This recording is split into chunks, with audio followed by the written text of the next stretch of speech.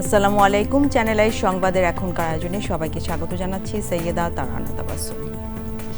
বিস্তারিত সংবাদের শুরুতেই জানিয়ে দিচ্ছি ফ্রেশ আটা ময়দা সুজি সংবাদ শিরোনাম। নির্বাচনে নিরঙ্কুশ সংখ্যা গরিষ্ঠতা পেয়ে তারেক রহমান হচ্ছেন দেশের পরবর্তী প্রধানমন্ত্রী। প্রতিবেশী দেশগুলোর সাথে বন্ধুত্বপূর্ণ সম্পর্ক বজায় রাখার কথা বললেন নেতারা। দু একদিনের মধ্যে এমপিদের শপথের পর সরকার গঠন করবেন তারেক রহমান।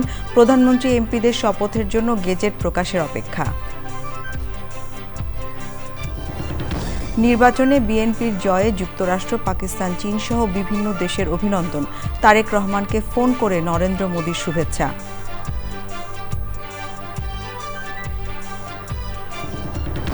নির্বাচনে বিজয়ী 7 নারী যাচ্ছেন সংসদে। বিএনপি থেকে বহিষ্কৃত ব্যারিস্টার রুমিন ফারহানার স্বতন্ত্র হিসেবে চমক। এবং ঢাকা 14 আসনে বিএনপির প্রার্থী তুলির কারচুপির অভিযোগ। প্রশাসনের একাংশ নিরপেক্ষ না থাকার দাবি চেয়ারম্যানের উপদেষ্টা মাহাদি আমিনের।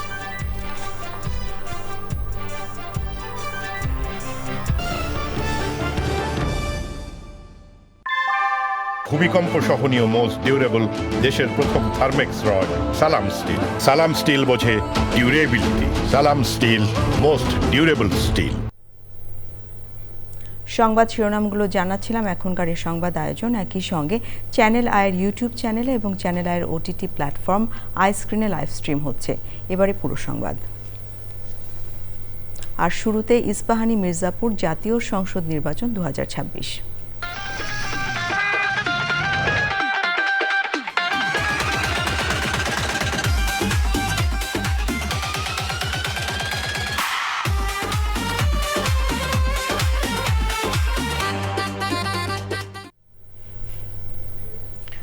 ত্রয়োদশ জাতীয় সংসদ নির্বাচনে নিরঙ্কুশ সংখ্যাগরিষ্ঠতা পাওয়া বাংলাদেশ জাতীয়তাবাদী দল বিএনপির চেয়ারম্যান তারেক রহমান হচ্ছেন দেশের পরবর্তী প্রধানমন্ত্রী। তিনি ঢাকা ও বগুড়ার 2টি আসনে জয়ী হয়েছেন। নির্বাচনের পরের দিন ব্যস্ততায় সময় কেটেছে তারেক রহমানের। দফায় দফায় করেছেন বৈঠক। নবনির্বাচিত এমপি ও দলের অনেক নেতা দেখা করেছেন তার সঙ্গে। বিএনপির স্থায়ী কমিটির সদস্য সালাউদ্দিন আহমেদ বলেছেন, কয়েকটি বিচ্ছিন্ন ঘটনা ছাড়া নির্বাচন শান্তিপূর্ণ, অবাধ ও নিরপেক্ষ হয়েছে। শাকের আদনানের রিপোর্ট। জাতীয় সংসদ নির্বাচনে জয়ের আভাস পাওয়ার পর বিজয় উৎসব না করে দোয়া ও প্রার্থনা করার আহ্বান জানিয়েছিলেন বিএনপি চেয়ারম্যান তারেক রহমান। শুক্রবার দুপুরে রাজধানীর গুলশান এভিনিউয়ের বাসা থেকে নেভি মসজিদে জুমার নামাজ আদায় করেন বিএনপির চেয়ারম্যান ও পরবর্তী প্রধানমন্ত্রী তারেক রহমান। নামাজ শেষে গুলশান কার্যালয়ে যান তিনি। সেখানে তার সঙ্গে দেখা করতে যান দলের মহাসচিব মির্জা ফখরুল ইসলাম আলমগীর, স্থায়ী কমিটির সদস্য সালাউদ্দিন আহমদ সহ কেন্দ্রীয় নেতারা। বাংলাদেশের বহুল প্রত্যাশিত জাতীয় সংসদ নির্বাচন শান্তিপূর্ণভাবে অনুষ্ঠিত হয়েছে এবং সুষ্ঠু নিরপেক্ষ একটা নির্বাচন অনুষ্ঠিত হয়েছে, যার জন্য সারা বিশ্ব অপেক্ষা করছিল, শুধু বাংলাদেশের মানুষ নয়। আমরা আল্লাহর দরবারে শুকরিয়া আদায় করছি। দুই একটি ছোটখাটো বিচ্ছিন্ন ঘটনা ছাড়া উল্লেখ করার মতো তেমন কোনো ঘটনা ছিল না। বলতে গেলে শতকরা শতভাগই শান্তিপূর্ণ নির্বাচন অনুষ্ঠিত হয়েছে। বাংলাদেশের গণতন্ত্রের, শক্তিশালী গণতন্ত্রের ভিত্তি রচনা শুরু হয়েছে। নির্বাচন অন্তর্ভুক্তিমূলক হয়েছে দাবি করে বিএনপির এই নেতা বলেন, আওয়ামী লীগকে দেশের জনগণ রিজেক্ট করেছে। প্রতিবেশী দেশগুলোর সাথে বন্ধুত্বপূর্ণ সম্পর্ক বজায় রাখতে কাজ করবে BNP. The people of the country, they know this is very much inclusive election, and if you like to mention the exclusion of Awami League and etc., people have rejected through the mass uprising in last August 2024, and they are being prosecuted, and also the investigation is going on as against the political party Awami League. This is under process. I hope the prosecution will file the allegations against the Awami League as party. Foreign Ministry of Bangladesh and Foreign Ministry of India, we also ask the government of India to please send her back for facing the trial in our country. country. প্রায় 2 যুগ পর সরকার গঠন করতে যাওয়া বিএনপির বিজয়কে ঐতিহাসিক বলে মন্তব্য করেছেন নেতাকর্মীরা। শাকের আদনান, চ্যানেল আই, ঢাকা। এবারে আকিজ ইস্পাত ভোটের হিসাব 360।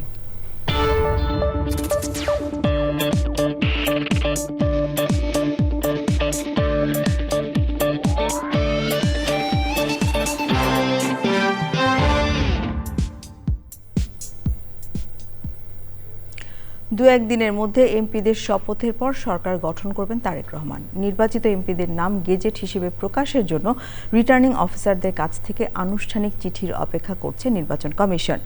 গেজেট প্রকাশের পর এমপিদের শপথের আয়োজন করবে সংসদ সচিবালয় এবং বঙ্গভবনে প্রধানমন্ত্রী ও মন্ত্রিসভার শপথ অনুষ্ঠান আয়োজন করবে মন্ত্রিপরিষদ বিভাগ। চকর মালিথার রিপোর্ট। 17 বছরের নির্বাসন থেকে দেশে ফেরার 5 দিনের মধ্যে মায়ের মৃত্যু। শোক বুকে চেপেই জাতীয় নির্বাচনে নেতৃত্ব দিয়েছেন তারেক রহমান। সাধারণ নির্বাচন, সেই নির্বাচনে এলো ভূমিধস বিজয়। সারা দেশে বিএনপি নেতাকর্মীদের মধ্যে বিজয়ের আনন্দ, যাতে মানুষ নিরাপদ বোধ করে। শুক্রবার দুপুরে ঠাকুরগাঁয়ে নিজের নির্বাচনী এলাকায় ভোটারদের অভিনন্দন জানানোর পাশাপাশি বিপুল বিজয় প্রসঙ্গে সাংবাদিকদের কাছে প্রতিক্রিয়া জানান দলের মহাসচিব।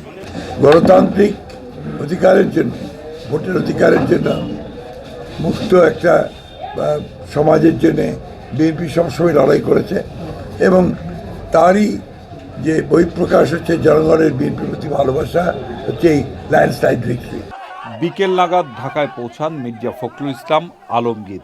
তার দলের নির্বাচিত অন্য এমপিরাও শপথের জন্য এখন ঢাকার পথে অথবা এরই মধ্যে ঢাকায় পৌঁছেছেন। তাদের শপথের জন্য আগে লাগবে নির্বাচন কমিশন থেকে নির্বাচিতদের গেজেট। রিটার্নিং অফিসারদের কাছ থেকে আনুষ্ঠানিক চিঠি পাওয়ার পর গেজেট প্রকাশ করবে নির্বাচন কমিশন। এরপরই সংসদ সদস্যদের শপথ গ্রহণ। প্রথা হচ্ছে বিদায়ী স্পিকার বা ডেপুটি স্পিকার গেজেট প্রকাশের 3 দিনের মধ্যে শপথ পড়াবেন। তবে দ্বাদশ সংসদের স্পিকার ডক্টর শিরিন শারমিন চৌধুরী 5 আগস্টের ছাত্র জনতার অভ্যুত্থানের পর থেকে অন্তরালে আছেন, আর ডেপুটি স্পিকার অ্যাডভোকেট শামসুল হক টুকু কারাবন্দী। বিশেষজ্ঞরা বলছেন, স্পিকার এবং ডেপুটি স্পিকারের অনুপস্থিতিতে রাষ্ট্রপতি মনোনীত কেউ নির্বাচিতদের শপথ পড়াবেন। বিধি অনুযায়ী রাষ্ট্রপতি কাউকে মনোনয়ন না দিলে বা মনোনীত কেউ শপথ না পড়ালে 3 দিন পর প্রধান নির্বাচন কমিশনার শপথ পড়াতে পারেন। শপথের পরপরই ঘোষণা হবে সংসদের সংখ্যাগরিষ্ঠ দলের নাম। নিরঙ্কুশ বিজয় হিসেবে বিএনপি সংখ্যাগরিষ্ঠ দলের নেতা নির্বাচন করবে। এরপর সংখ্যাগরিষ্ঠ দলের নেতা হিসেবে তারেক রহমানকে সরকার গঠনের আমন্ত্রণ জানাবেন রাষ্ট্রপতি। বঙ্গভবনে হবে প্রধানমন্ত্রী হিসেবে তারেক রহমানের শপথ। একই সঙ্গে তার সরকারও শপথ নেবে। এর মাধ্যমে প্রায় 2 দশক পর সরকার গঠন করবে বাংলাদেশ জাতীয়তাবাদী দল। 1991 সালে বেগম খালেদা জিয়ার হাত ধরে সংসদীয় ব্যবস্থা পুনঃপ্রবর্তনের পর এটা হবে 4র্থ বিএনপি সরকার। পরে সংসদ অধিবেশন শুরু হলে বাংলাদেশ এমন 2 জন রাজনীতিককে সংসদ নেতা এবং বিরোধী দলীয় নেতা হিসেবে দেখবে, যারা প্রথমবারের মতো সংসদ সদস্য হিসেবে নির্বাচিত হয়েছেন। চকর মালিথা, চ্যানেল আই, ঢাকা। ত্রয়োদশ জাতীয় সংসদ নির্বাচনে বিএনপির নিরঙ্কুশ বিজয়ের অভিনন্দন জানাচ্ছে বিভিন্ন দেশ। এরই মধ্যে মার্কিন যুক্তরাষ্ট্র, ভারত, পাকিস্তান, চীন, মালয়েশিয়া সহ কয়েকটি দেশ সামাজিক যোগাযোগ মাধ্যম সহ নানা মাধ্যমে শুভেচ্ছা জানিয়েছে। বিএনপি চেয়ারম্যান তারেক রহমানকে ফোন করে অভিনন্দন জানিয়েছেন ভারতের প্রধানমন্ত্রী নরেন্দ্র মোদী। তারেক রহমানকে শুভেচ্ছা জানিয়েছেন মার্কিন পররাষ্ট্রমন্ত্রী মার্কো রুবিওর। যাযাবর মিন্টুর রিপোর্ট। জাতীয় সংসদ নির্বাচনে বিএনপির নিরঙ্কুশ জয়ে বিভিন্ন দেশের সরকার ও রাষ্ট্রপ্রধানের অভিনন্দনে সিক্ত হচ্ছেন দলের chairman Tarique Rahman. BNP chairman Tarique রহমানকে ফোন করে অভিনন্দন জানিয়েছেন ভারতের প্রধানমন্ত্রী নরেন্দ্র মোদী। শুক্রবার তারেক রহমানকে ফোন করার তথ্য নিজেই জানিয়েছেন তিনি। ভারতের প্রধানমন্ত্রী এক্স হ্যান্ডেল পোস্টে জানান, তারেক রহমানের সঙ্গে কথা বলে আনন্দিত তিনি। নির্বাচনে অসাধারণ বিজয়ের জন্য অভিনন্দন জানিয়ে নরেন্দ্র মোদী বলেন, বাংলাদেশের জনগণের আশা আকাঙ্ক্ষা পূরণে তারেক রহমানের প্রচেষ্টায় সমর্থন দেবেন তিনি। এর আগে সামাজিক যোগাযোগ মাধ্যমে পোস্টে নরেন্দ্র মোদী বলেন, আগামী দিনে দুই দেশের মধ্যে বহুমুখী সম্পর্ক আরও শক্তিশালী হবে এবং অভিন্ন উন্নয়নের লক্ষ্যগুলো অর্জনে উভয় দেশ একযোগে কাজ করে যাবে। বিএনপি ও তারেক রহমানকে অভিনন্দন জানিয়েছেন পশ্চিমবঙ্গের মুখ্যমন্ত্রী মমতা বন্দ্যোপাধ্যায়। সামাজিক যোগাযোগ মাধ্যমে দেয়া পোস্টে তিনি তারেক রহমানকে ভাই হিসেবে উল্লেখ করেন।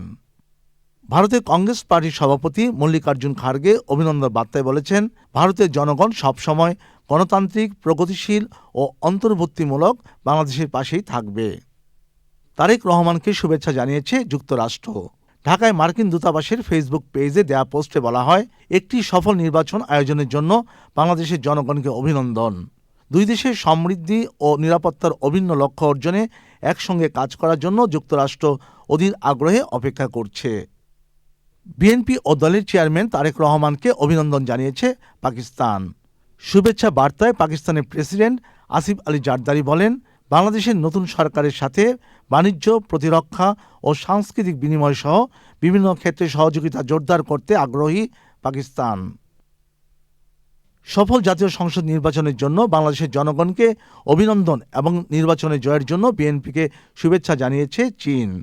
শুভেচ্ছা বার্তায় চীনা দূতাবাস উল্লেখ করে বাংলাদেশের নতুন সরকারের সাথে একসাথে কাজ করা এবং সম্পর্কের নতুন অধ্যায় লেখার জন্য অধীর আগ্রহে অপেক্ষা করছে চীন।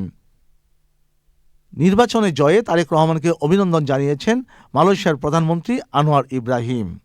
ফেসবুকে দেওয়া বিবৃতিতে তিনি বিএনপির বিজয়কে গণতন্ত্রের জয় হিসেবে উল্লেখ করে বলেন, এই জয় দুদেশের ভ্রাতৃত্বপূর্ণ সম্পর্কের ক্ষেত্রে নতুন সম্ভাবনা তৈরি করেছে। যাযাবর মিন্টু, চ্যানেল আই।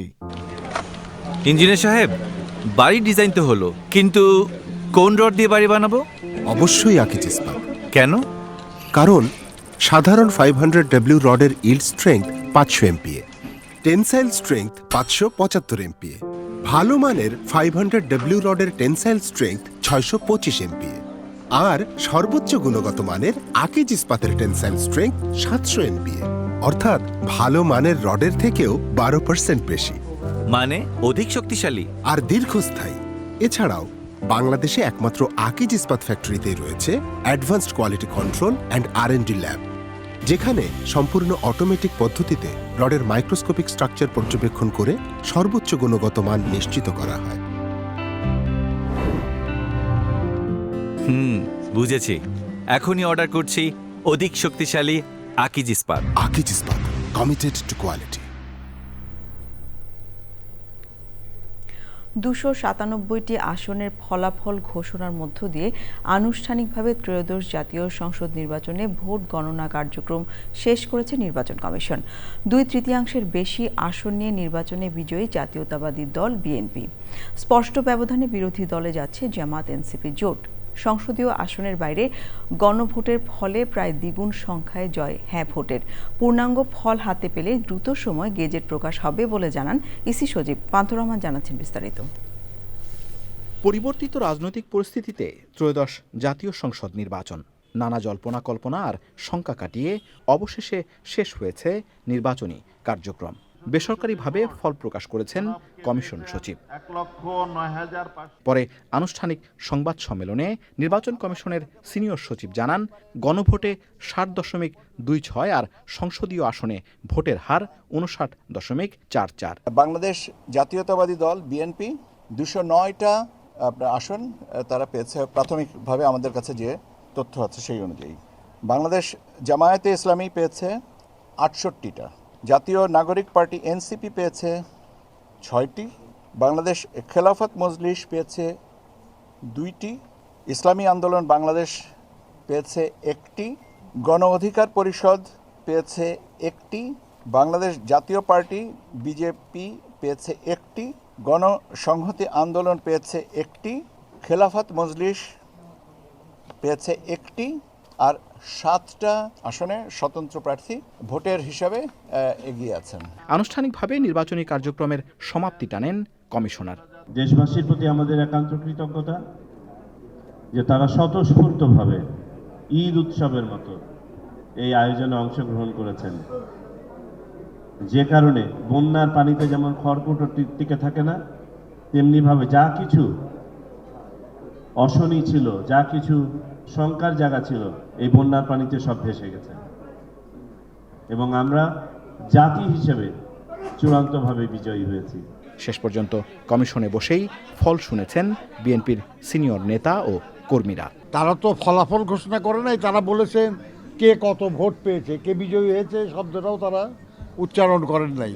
2/3 বেশি আসনে বিএনপি বিজয়ী হয়েছে এবং বিএনপির সঙ্গে যারা যুক্ত ছিলেন জোটে তাদেরও অনেকেই বিজয়ী হয়েছেন। কাজে আমরা মনে করি যে এর মাধ্যমে জনগণ আগামী 5 বছর বাংলাদেশের জনগণের কল্যাণের দায়িত্ব তারা বিএনপি এবং বিএনপির নেতা জনাব তারেক রহমানের উপর অর্পণ করেছেন। নির্বাচন কমিশন জানায়, এক প্রার্থীর মৃত্যু হওয়ায় শেরপুর 3 আসন আর আইনি জটিলতায় চট্টগ্রামের 2টি আসনের ফল স্থগিত রাখা হয়েছে। পাথর রহমান, চ্যানেল আই, ঢাকা। ত্রয়োদশ জাতীয় সংসদ নির্বাচনে বিজয়ী হয়েছেন 7 নারী। তাদের মধ্যে বিএনপি থেকে 6 জন নির্বাচিত হয়েছেন। একটি আসনে স্বতন্ত্র প্রার্থী হিসেবে নির্বাচিত হয়েছেন বিএনপি থেকে বহিষ্কৃত ব্যারিস্টার রুমিন ফারহানা। প্রতিনিধিদের পাঠানো তথ্য ও ভিডিও চিত্রে সাদিয়া ওমরের রিপোর্ট। ত্রয়োদশ জাতীয় সংসদ নির্বাচনে মোট 84 জন নারী প্রার্থী প্রতিদ্বন্দ্বিতা করেন। তাদের মধ্যে বিজয়ী হয়েছেন 7 জন। বিজয়ী নারীরা হলেন মানিকগঞ্জ 3 আসনে আফরোজা খান রিতা, ঝালকাঠি 2 আসনে ইসরাত সুলতানা ইলেন ভুট্টো, সিলেট 2 আসনে তাহসিনা রুশদিল লুনা, ফরিদপুর 2 আসনে শামা ওবায়েদ, ফরিদপুর 3 আসনে নায়াব ইউসুফ কামাল, নাটোর 1 আসনে ব্যারিস্টার ফারজানা শারমিন পুতুল ও ব্রাহ্মণবাড়িয়া 2 আসনে ব্যারিস্টার রুমিন ফারহানা। নির্বাচিত নারীদের সবাই রাজনৈতিক পরিবারের সদস্য, তবে তাদের মধ্যে সবচেয়ে আলোচিত নাম রুমিন ফারহানা। বিএনপি থেকে বহিষ্কৃত রুমিন ফারহানার দলীয় প্রতীক ছাড়াই বিশাল জয় নতুন করে আলোচনা তৈরি করেছে। নবনির্বাচিত সংসদ সদস্য ব্যারিস্টার রুমিন ফারহানা বিএনপিকে উদ্দেশ্য করে বলেছেন, তাকে হারাতে বিএনপি সর্বশক্তি দিয়ে নেমেছিল। জয়ের পরে করেনি, জয়ের আগে আমাকে যোগাযোগ করেছে, যখন দেখছে যে নির্বাচনে একেবারেই নিশ্চিতভাবেই এখানে স্বতন্ত্র হিসেবে আমি জয়ী হতে যাচ্ছি, তখন যোগাযোগ করেছে, বলেছে তাদের সঙ্গে বসলে ভালো হবে, আরো বড় কিছু পাবো, এমপির চেয়েও বড় কিছু পাবো, মন্ত্রিত্ব আর কি হতে পারে। আমি না বলে দিয়েছি, বলেছি 12 তারিখের পর যদি কথা হয় 12 তারিখের পর হবে। গতকালকে রাতেও দেখলাম কেউ কেউ ফোন দিয়েছে, হয়তো অভিনন্দন জানানোর জন্যই দিয়েছে, জানি না আমি, তবে সেই ব্যাপারে আসলে আমার কোনো আগ্রহ নাই। সিলেট 2 বিশ্বনাথ ও ওসমানীনগর আসনে ৭৯,৩২১ ভোটের ব্যবধানে জয় পেয়েছেন বিএনপি নেতা এম ইলিয়াস আলীর স্ত্রী তাহসিনা রুশদিল লুনা। সিলেট জেলার 6টি আসনের 33 জন প্রার্থীর মধ্যে তাহসিনা রুশদির একমাত্র নারী। ঝালকাঠি 2 আসনে ধানের শীষ প্রতীক নিয়ে ইসরাত সুলতানা ইলেন ভুট্টো নির্বাচিত হওয়ায় ফুল দিয়ে শুভেচ্ছা জানিয়েছেন নেতাকর্মীরা। তার প্রয়াত স্বামী জুলফিকার আলী ভুট্টো এক সময়ের জনপ্রিয় নেতা। ইনশাল্লাহ এই আমাদের ঝালকাঠি নলছিটির সোনার মানুষগুলা আমাকে বিপুল ভোটের ব্যবধানে আমাকে এমপি বানিয়েছে। আমি এদের কাছে আমি কৃতজ্ঞ এবং এদের কাছে ঋণী হয়ে সারা জীবনের জন্য থাকবো ইনশাল্লাহ। আমার প্রথমেই কাজ হবে উন্নয়ন, চাঁদাবাজি, সন্ত্রাস, নৈরাজ্য, অরাজকতা বন্ধ, কোনোটাই হবে না, কোনোটাই করতে দেব না। মানিকগঞ্জ 3 আসনে আফরোজা খান রিতা ধানের শীষ প্রতীকে 1,67,365 ভোট পেয়ে বিজয়ী হন। তার বাবা বিশিষ্ট শিল্পপতি হারুনুর রশিদ খান মুন্নু কয়েকবার সংসদ সদস্য ছিলেন। বাকি নারীরাও নিজ নিজ এলাকায় শক্ত অবস্থান করে বিজয় ছিনিয়ে এনেছেন। তাদের জয় দেশে নারী নেতৃত্বের বিকাশে উল্লেখযোগ্য অগ্রগতি। Sadia Omar, channel I.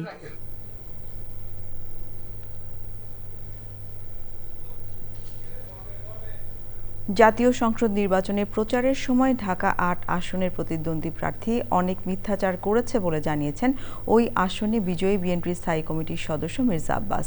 নির্বাচনে বিজয়ী করায় ভোটারদের প্রতি কৃতজ্ঞতা জানিয়েছেন তিনি। চ্যানেল আয়ের খায়রুল ইসলাম তুফানকে দেয়া বিশেষ সাক্ষাৎকারে মির্জা আব্বাস এসব কথা বলেন। আমার এলাকার মানুষজন আমাকে অনেক আগে থেকে ছোটবেলা থেকে চেনে, আমাকেও চেনে, আমার পরিবারকেও চেনে। তারা এলাকায় আমার পরিবার মোটামুটি পরিচিত এবং এলাকার জনগণও চেনে। আমাকেও চেনে, আমার ভালো মন্দ সবই এলাকার লোকজন জানে। সুতরাং তারা যেভাবে আমার ভোটটা দিয়েছে আমি মনে করি তারা চিন্তা ভাবনা করে বুঝে শুনে ভোটটা দিয়েছে। তা আমি প্রথমেই আমার এলাকার জনগণ, মা বোন, নতুন জেনারেশন, যাকে জেনজি বলা হয়, জেনারেশন জি, আমি সবাইকে আন্তরিকভাবে কৃতজ্ঞতা ধন্যবাদ জানাচ্ছি আপনাদের মাধ্যমে। ওনারা যে কষ্ট করে গেলেন ওখানে ভোট পোলিং সেন্টারে এবং অনেক দেরি করে তারা মানে ভোটের অধিকার প্রয়োগ করলেন, আমি যেন তাদেরকে আন্তরিকভাবে ধন্যবাদ জানাচ্ছি। আমার প্রতিপক্ষ আমাকে ভিন্নভাবে যা কখনো এই এলাকার কিংবা এই দেশের লোক দেখে নাই, শোনে নাই, জানে নাই, এই সমস্ত অপবাদগুলো দিয়ে আমাকে ভিন্নভাবে চিত্রায়িত করার চেষ্টা করেছে। এটাই দেশের লোকজন নিতে পারে নাই, সহজভাবে নিতে পারে নাই। তো এই জন্য জনগণ একটু টেনশনে ছিল যে ওই লোকটার কথা জনগণ বিশ্বাস করেছে কিনা। অপতথ্য, অন্যায় একটা দোষারোপ করা, এগুলাই জনগণ নিতে পারে নাই। তো এই জন্য তার ভাবছিল এটা রেজাল্ট কী হবে, জনগণ কি মিথ্যা কথা গ্রহণ করলো নাকি সত্যিটা জবাব দেবে তারা কোনটা। তো এখন আমার যেটা বিশ্বাস, জনগণ তার মিথ্যা কথা জবাব দিয়ে দিয়েছে। ও আমার সন্তানদের চেয়ে অনেক ছোট। আমার যে সবচেয়ে ছোট যে ছেলে আছে তার চেয়ে 2-1 বছরের বড় ছেলেটা। তো ওদেরকে আমরা আদর করতে পারি, ওরা আমার আদরের বিষয়। কিন্তু এই ছেলেটাই যখন যন্ত্রণাদায়ক হয়ে ওঠে তখন কি খারাপ লাগে না? সেটি আমার খারাপ লেগেছে যে সে তার বাবার বয়সী কিংবা তার চাচার বয়সী কিংবা তার দাদার বয়সী এমন একজন লোক সম্বন্ধে মিথ্যা কথা বলতেছে, টুপি পরে, পাঞ্জাবি পরে, মুসলমানের লিবাস নিয়ে অনর্গল মিথ্যা কথা বলতেছে, অনর্গল। তো এটাই খারাপ লেগেছে আমার কাছে। তো আমি বলবো যে তোমাদের বয়স কম, পৃথিবীর অনেক কিছু দেখো নাই, অনেক কিছু জানো না। এই বয়সে ধরাকে সরা জ্ঞান করা যায়, কিন্তু আসলে তো বিষয়টা তা না। ধরা সবসময় সরা নয়। ঢাকা 14 আসনে বিএনপির প্রার্থী সানজিদা ইসলাম তুলি নির্বাচনে কারচুপির অভিযোগ করেছেন। পোলিং এজেন্টকে বের করে দেওয়ার কথা জানিয়েছেন তিনি। ওই আসনে প্রশাসনের একটি অংশ নিরপেক্ষ না থাকায় নির্বাচন প্রক্রিয়া প্রশ্নবিদ্ধ হয়েছে বলে মন্তব্য করেছেন বিএনপির কেন্দ্রীয় নির্বাচন পরিচালনা কমিটির মুখপাত্র ও দলের চেয়ারম্যানের উপদেষ্টা মাহাদি আমিন। শহীদুল্লাহ রাজুর রিপোর্ট। বিগত আওয়ামী লীগ সরকারের আমলে গুম খুনের বিরুদ্ধে সবচেয়ে সোচ্চার ব্যক্তিদের অন্যতম সানজিদা ইসলাম তুলি। গুমের শিকার ব্যক্তিদের পরিবার ও স্বজনদের সংগঠন মায়ের ডাক গড়ে তুলতে গুরুত্বপূর্ণ ভূমিকা রেখেছিলেন তিনি। এভাবেই দেশের মানুষের কাছে তিনি হয়ে ওঠেন প্রতিবাদী মুখ।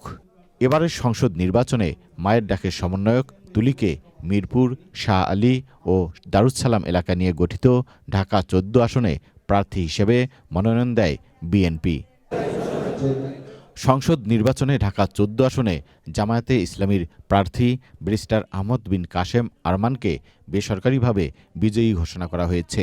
শুক্রবার দুপুরে নির্বাচনে কারচুপির অভিযোগে সংবাদ সম্মেলন করেন ধানের শীষ প্রতীকে প্রতিদ্বন্দ্বিতা করা সানজিদা ইসলাম তুলি। নির্বাচন চলাকালীন ও ফলাফল প্রক্রিয়ায় একাধিক অনিয়মের ঘটনা ঘটে, যা পুরো প্রক্রিয়াকে এখন প্রশ্নবিদ্ধ করেছে। অনেকগুলো কেন্দ্রে ভোট গণনার সময় কারচুপির অভিযোগ পাওয়া গেছে। সংবাদ সম্মেলনে বিএনপির কেন্দ্রীয় নির্বাচন পরিচালনা কমিটির মুখপাত্র ও দলের চেয়ারম্যানের উপদেষ্টা বলেন, লেভেল প্লেইং ফিল্ড ছিল না। সেখানে প্রশাসনের একটা অংশের হস্তক্ষেপ ছিল। পোলিং এজেন্টের স্বাক্ষর ছাড়াই সেগুলোকে সিগনেচার করে কেন্দ্রে পাঠিয়ে দিলেন কেন্দ্র থেকে। সুতরাং এর মাধ্যমে তো নির্বাচনী যে আচরণবিধি সেটা সঠিকভাবে থাকলো না, এবং এর পাশাপাশি নির্বাচনী যে প্রক্রিয়া সেটা প্রশ্নবিদ্ধ হলো। বিকেলে নির্বাচন কমিশনে ভোট কারচুপি ও অনিয়মের অভিযোগ দায়ের করেন সানজিদা ইসলাম তুলি।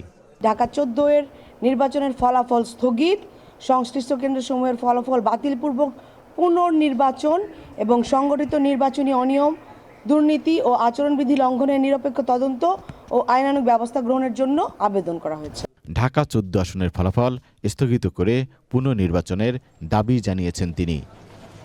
Shahidullah Raju, channel i, Dhaka. দেশের বিভিন্ন স্থানে 11 দলীয় জোটের নেতা কর্মীদের বাড়ি ঘরে হামলা করা হচ্ছে অভিযোগ করে জামায়াতে ইসলামীর আমির ডাক্তার শফিকুর রহমান বলেছেন, অবিলম্বে ফ্যাসিবাদী আচরণ বন্ধ না হলে প্রয়োজনে রাজপথে নামা হবে। রাতে 11 দলীয় জোটের বৈঠক শেষে জামায়াত আমির বলেন, যেসব আসনে ভয়াবহ অনিয়ম হয়েছে সেসব আসনে তদন্ত ও নিয়মতান্ত্রিক পদক্ষেপ গ্রহণ করতে হবে। কেউ ফ্যাসিবাদ ফিরিয়ে আনার চেষ্টা করলে ছাড় দেওয়া হবে না বলেও হুঁশিয়ারি দেন তিনি। আক্তার হোসেনের রিপোর্ট।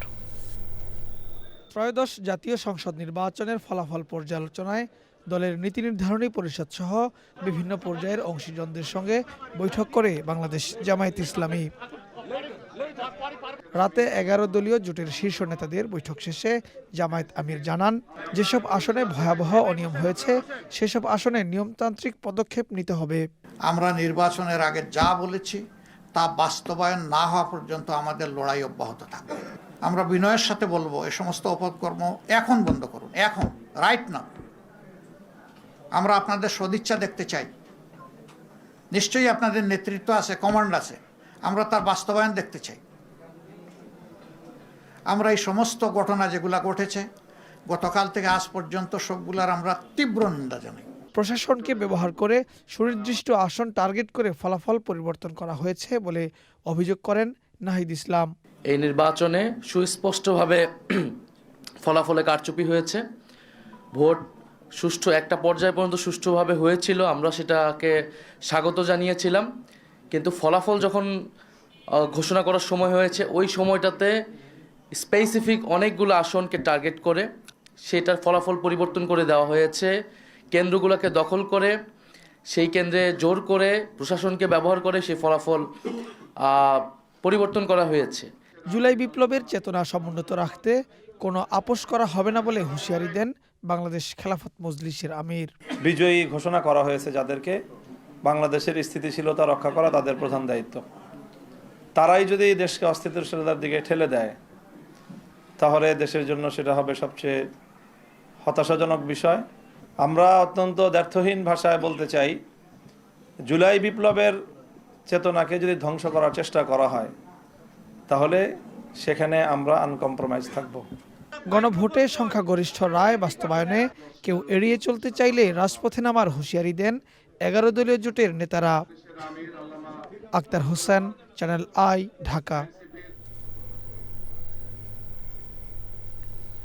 ত্রয়োদশ জাতীয় সংসদ নির্বাচনে আলোচনার কেন্দ্রবিন্দুতে ছিলেন তারা। মাঠ কাঁপানো প্রচার, জনসমাগমে আত্মবিশ্বাসী উচ্চারণ আর জয়ের প্রত্যাশায় সরব সমর্থকরা। কিন্তু ফল ঘোষণার মুহূর্তে বদলে যায় সব হিসাব। নির্বাচনে তারেক রহমানের নেতৃত্বে বাংলাদেশ জাতীয়তাবাদী দল বিএনপি 2/3 বেশি আসনে জয় পেয়ে নিরঙ্কুশ সংখ্যাগরিষ্ঠতা অর্জন করে।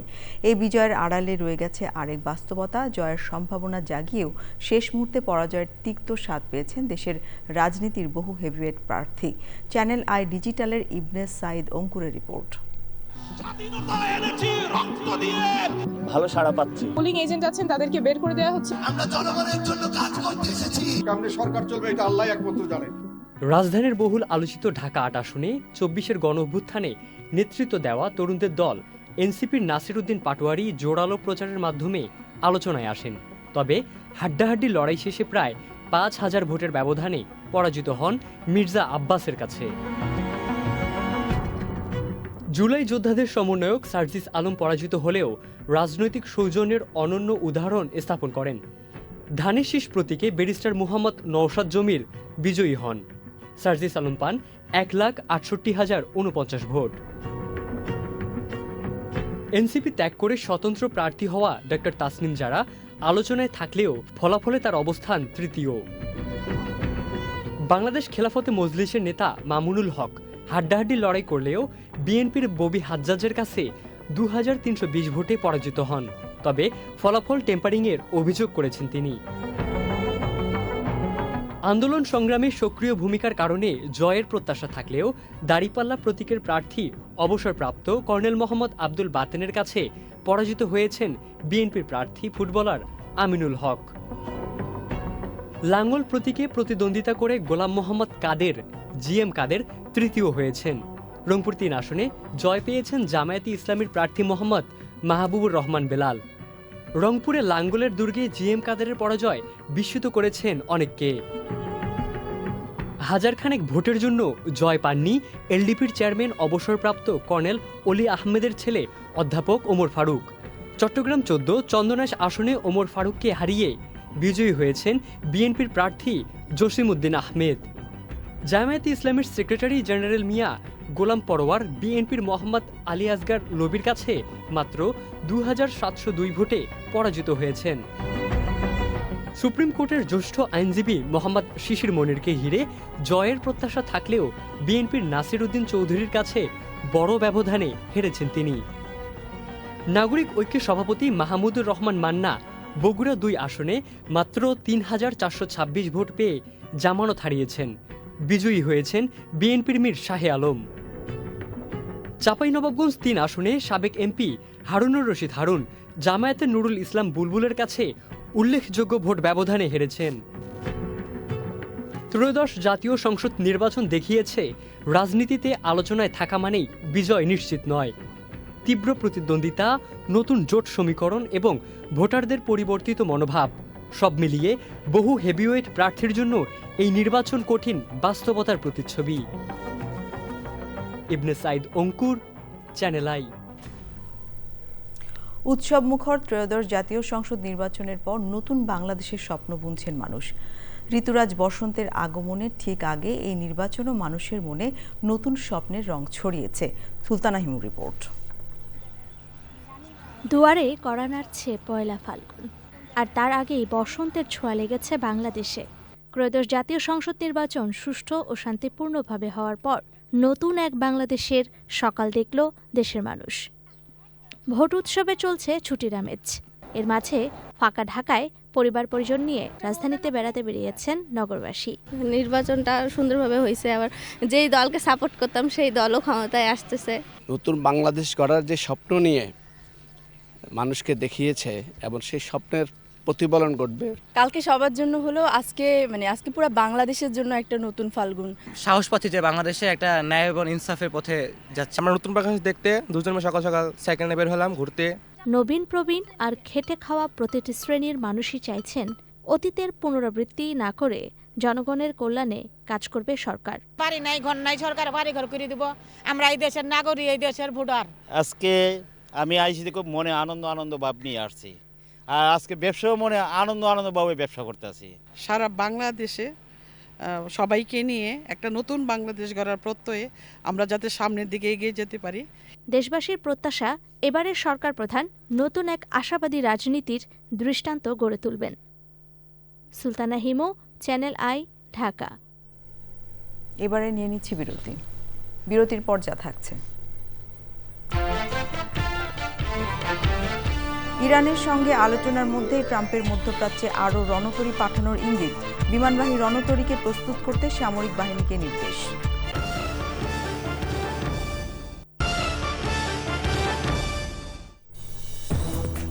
আপনারা দেখছেন চ্যানেল আই সংবাদ। পাবনা 3 ও পাবনা 4 আসনে ভোট পুনঃগণনার দাবিতে ডিসি অফিস ঘেরাও করেছেন বিএনপির নেতাকর্মীরা। বিকাল 3:30 থেকে সন্ধ্যা 7টা পর্যন্ত বিএনপির কয়েকশো নেতাকর্মী ডিসি অফিস ঘেরাও করে সেখানে অবস্থান করেন। এ সময় তারা বিভিন্ন স্লোগান দেন। বিএনপির নেতাকর্মীরা অভিযোগ করেন এই দুটি আসনে ভোট সুষ্ঠু হয়নি এবং গণনায় ত্রুটি রয়েছে। জেলা প্রশাসন নেতাকর্মীদের কথা শুনে জানায় তাদের দাবি সম্বলিত চিঠি নির্বাচন কমিশনে পাঠানো হয়েছে।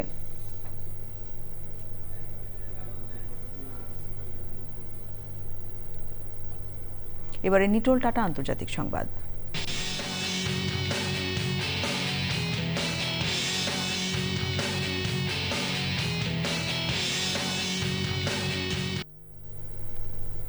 উত্তেজনা কমাতে ইরানের সঙ্গে আলোচনার মধ্যে বৃহস্পতিবার মধ্যপ্রাচ্যে আরও রণতরী পাঠানোর ইঙ্গিত দিয়েছেন মার্কিন প্রেসিডেন্ট ডোনাল্ড ট্রাম্প।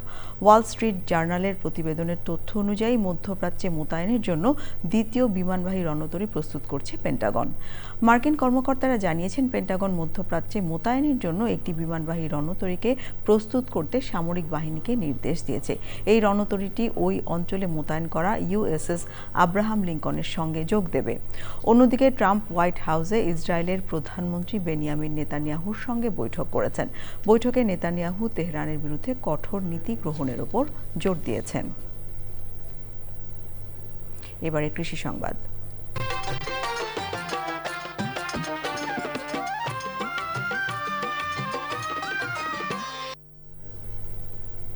গাইবান্ধায় আখ চাষ বেড়েছে। অনুকূল আবহাওয়া ও কম উৎপাদন ব্যয়ের কারণে আখ চাষে আগ্রহী হচ্ছেন কৃষক।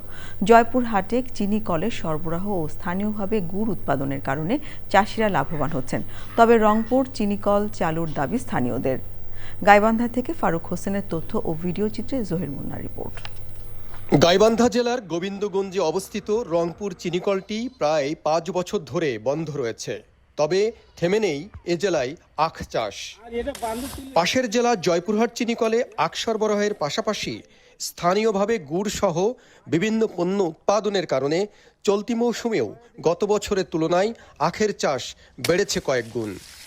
বর্তমানে এখন আখের প্রতি একটু আকর্ষণটা বেশি, কারণ আখ চাষে খরচ তুলনায় লাভজনকটা একটু বেশি। এবারও ইনশাল্লাহ আল্লাহর রহমতে 60-65 টাকা পাবো, মোটা ছিল 60-65 টাকা পাবো। গাছগুলো বিক্রি করা যাচ্ছে, ঢাল বিক্রি করা যাচ্ছে, তারপরে ঝুড়ি জাল দেওয়ার জন্য লাগে, সব কিছু কাজের। এবার আবহাওয়া অনুকূলে থাকায় আখের উৎপাদন ব্যয় কমেছে। তুলনামূলক রোগবালাই কম হওয়ায় ভালো ফলনের আশা করছেন কৃষক। আখ চাষ বাড়তিছে, কম ছিল তো বাড়তিছে, এখন প্রায় 4.5% আখ চাষ হচ্ছে, 12.5% যেগুলো জমি সেগুলো। আখটা আমরা আগে ছিল মনে করেন যে হলো 150 টাকা, এখন করছে 250 টাকা। এই কারণে আমাদের একটু পড়তা হয় আর কি। আখের সঙ্গে সাথী ফসল চাষ এবং আধুনিক কৃষি প্রযুক্তির ব্যবহার বাড়ানোর পরামর্শ দিচ্ছেন কৃষি বিভাগ। আপনারা বিভিন্ন কেমিক্যাল বা চিনি গুড়কে সাদা করার কাজে ব্যবহার না করে বন ঢেঁড়স নামক একটা গাছ পাওয়া যায়, এটা রস যদি আপনারা ব্যবহার করেন তাহলে এটা প্রাকৃতিক সোডা হিসেবে কাজ করবে এবং যেটা স্বাস্থ্যসম্মত। এবছর জেলায় প্রায় 396 হেক্টর জমিতে আখের চাষ হয়েছে। তবে আখের উন্নত জাত সম্প্রসারণের পাশাপাশি পুনরায় রংপুর সুগার মিলটি চালুর দাবিও জানিয়েছেন সংশ্লিষ্টরা। Zahir Munna, channel I. এবারে প্রকৃতি সংবাদ।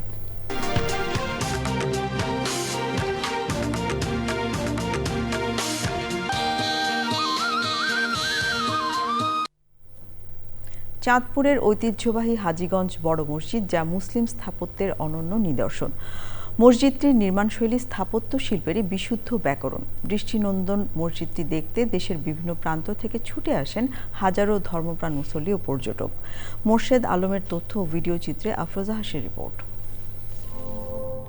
জেলা শহরের 20 কিলোমিটার পূর্বে চাঁদপুর কুমিল্লা মহাসড়কের পাশে কালের সাক্ষী হয়ে দাঁড়িয়ে আছে শত বছরের পুরনো ঐতিহ্যবাহী হাজীগঞ্জ বড় মসজিদ। বাংলা 1325 থেকে 1330 বঙ্গাব্দের মধ্যে হাজী আহমদ আলী পাটোয়ারি 28,405 বর্গফুট আয়তনের মসজিদটি নির্মাণ করেন। কাচের মাধ্যমে আকর্ষণীয় ও নিখুঁত নকশায় তৈরি করা হয়েছে মসজিদের মেহরাব। মেঝেতে ব্যবহার করা হয়েছে মর্মর পাথর। মাঝের অংশ আকর্ষণীয় পিলার ও ঝিনুকের মোজাইক দিয়ে নির্মিত। নিয়তে মানতে এই মসজিদে আসি নামাজ পড়ে আল্লাহর কাছে কান্নাকাটি করে।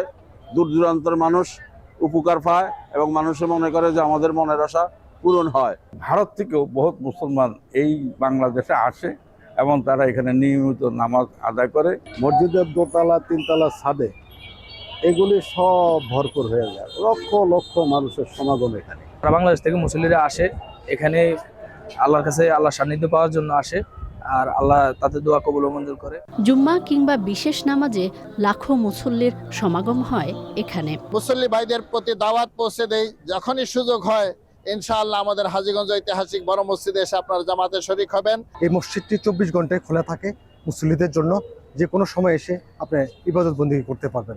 অবিভক্ত বাংলার মুখ্যমন্ত্রী শেরি বাংলা একে ফজলুল হক, হোসেন শহীদ সোহরাওয়ার্দী, মাওলানা আব্দুল হামিদ খান ভাসানী সহ অনেক দেশ বরেণ্য গুণীজন নামাজ আদায় করেছেন ঐতিহ্যবাহী এই মসজিদে। আফরোজা হাসি, প্রকৃতি ও জীবন ডেস্ক, চ্যানেল আই। এবারে ঢাকা ব্যাংক পিএলসি বাণিজ্য সংবাদ।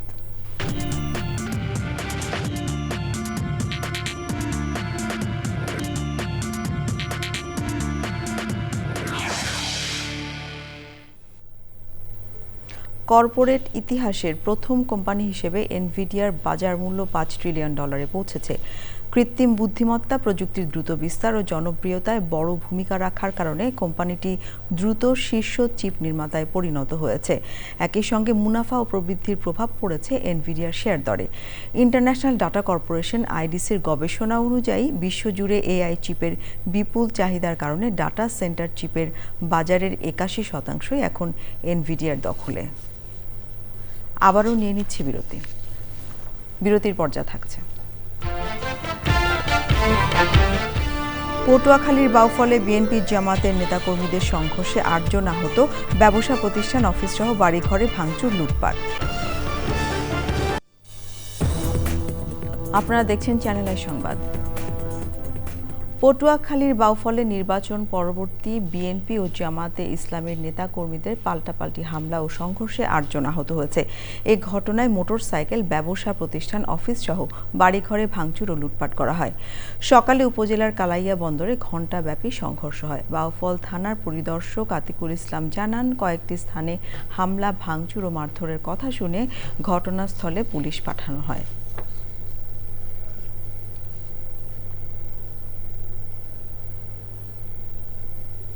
যে কোনো জাতীয় সংসদ নির্বাচনের চেয়ে এবারের নির্বাচন ঐতিহাসিক বলে দাবি করেছে alliance for fair election and democracy. রাজধানীর একটি হোটেলে নির্বাচনের নানা দিক নিয়ে সংবাদ সম্মেলনে কথা বলেন সংগঠনের মুখপাত্র হারুনুর রশিদ। তিনি বলেন, কোনো অপ্রীতিকর ঘটনা ছাড়াই নির্বাচন হওয়া বাংলাদেশের পরিবর্তনের জন্য ইতিবাচক ধারণা পাবে বিশ্বমহল। আগামীতে রাজনীতিবিদদের আচরণবিধি আরও বেশি সৌহার্দ্যপূর্ণ হবে বলে প্রত্যাশা করেন তিনি। এই সংগঠনের পর্যবেক্ষকরা প্রায় 2800 ভোট কেন্দ্র পর্যবেক্ষণ করেছে বলে জানানো হয় সংবাদ সম্মেলনে। 90% ভোট কেন্দ্রে ভোট গ্রহণ প্রক্রিয়া শেষ হওয়ার পরপরই গণনা শুরু হয়। বৈধ এবং অবৈধ ব্যালটগুলোকে সঠিকভাবে মূল্যায়ন করা হয়েছে, সেগ্রিগেট করা হয়েছে। আমাদের পর্যবেক্ষণে 88% ক্ষেত্রে গণনা কেন্দ্র থেকে কোনো অভিযোগ রেকর্ড করা যায়নি। অধিকাংশ গণনা কেন্দ্রে গণনার সময় কোনো ধরনের হস্তক্ষেপ বা ভয়ভীতি প্রদর্শনের ঘটনা ঘটে নাই। কিন্তু আমাদের পর্যবেক্ষণকৃত এলাকাতে মাত্র 2টা গণনার ক্ষেত্রে অভিযোগ আসছিলেন, সেটা পুনর্গণনার জন্য, এবং সেই 2টা পুনর্গণনা তারা করেছিল। আবারও নিয়ে নিচ্ছি বিরতির পর্যায়ে থাকছে। নির্বাচনে জয়ী ক্রীড়া ব্যক্তিত্বদের তালিকায় বাফুফে ও বিসিবির সাবেক 2 সভাপতি, ফুটবল দলের সাবেক অধিনায়ক আমিনুলের পরাজয়।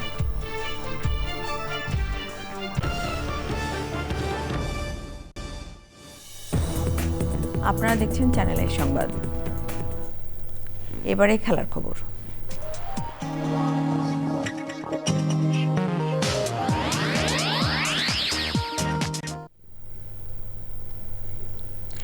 ত্রয়োদশ জাতীয় সংসদ নির্বাচন ছুঁয়েছে দেশের ক্রীড়াঙ্গনকেও। দেশের রাজনৈতিক মাঠের মতোই ক্রীড়াঙ্গন থেকে অনেক পরিচিত মুখ অংশ নেন নির্বাচনী যুদ্ধে, যেখানে কেউ জয়ী হয়েছেন, কেউ বা ফিরেছেন শূন্য হাতে।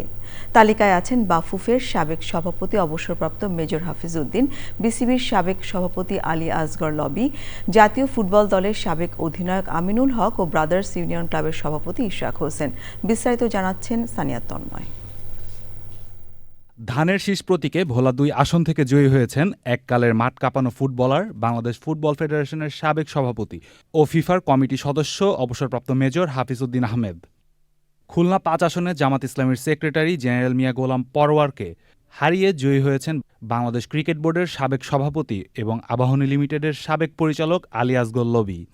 কুমিল্লা 6 থেকে মোহামেডান স্পোর্টিং ক্লাবের সাবেক কর্মকর্তা মনিরুল হক চৌধুরী আর ঢাকা 6 আসনে জয়ের হাসি হেসেছেন ঢাকার সাবেক মেয়র সাদেক হোসেন খোকার ছেলে ও ব্রাদার্স ইউনিয়ন ক্লাবের সভাপতি ইশরাক হোসেন। সাবেক ক্রীড়ামন্ত্রী মির্জা আব্বাস ঢাকা 8 আসনে বিএনপি মনোনীত প্রার্থী। এনসিপি নাসরুদ্দিন পাটোয়ারিকে হারিয়ে তিনিও হাসেন জয়ের হাসি। এদিকে ঢাকা 16 আসনে হেরে গেছেন সাবজয়ী বাংলাদেশ দলের গোলকিপার, অধিনায়ক, ক্রীড়া সম্পাদক Aminul Haque. Sania Tanmoy, sports desk, channel I. নির্বাচনে নিরঙ্কুশ সংখ্যাগরিষ্ঠতা পেয়ে তারেক রহমান হচ্ছেন দেশের পরবর্তী প্রধানমন্ত্রী। প্রতিবেশী দেশগুলোর সাথে বন্ধুত্বপূর্ণ সম্পর্ক বজায় রাখার কথা বললেন নেতারা। 2-1 দিনের মধ্যে এমপিদের শপথের পর সরকার গঠন করবেন তারেক রহমান। প্রধানমন্ত্রী এমপিদের শপথের জন্য গেজেট প্রকাশের অপেক্ষা। নির্বাচনে বিএনপির জয়, যুক্তরাষ্ট্র, পাকিস্তান, চীন সহ বিভিন্ন দেশের অভিনন্দন, তারেক রহমানকে ফোন করে নরেন্দ্র মোদীর শুভেচ্ছা।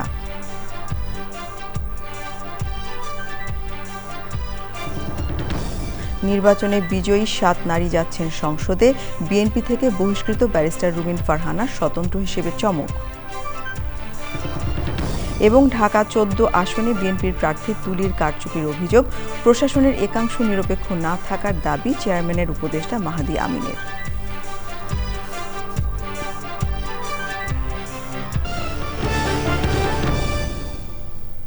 এই ছিল আমাদের এখনকার সংবাদ আয়োজন। ধন্যবাদ সবাইকে এতক্ষণ অপেক্ষা করার জন্য।